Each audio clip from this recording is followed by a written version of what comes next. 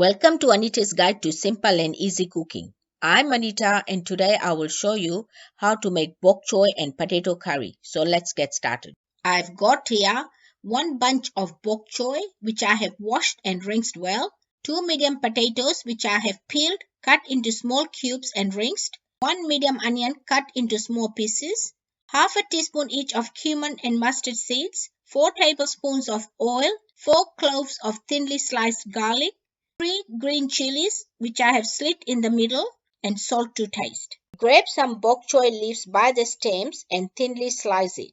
Repeat this with the remaining bok choy leaves. I have finished slicing up all my bok choy leaves. Now it's time to cook it. Place a non-stick fry pan on medium heat, add oil and heat it. Add cumin and mustard seeds, give it a mix and cook it for 30 seconds. Add onions, garlic and chilies. Give it a mix and cook it for 2 to 3 minutes or until the onions get a light brown color. Add potatoes and 1 teaspoon of salt.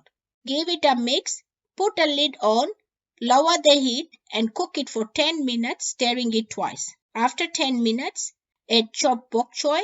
Give it a mix, put a lid on and cook it for 5 minutes, stirring it once.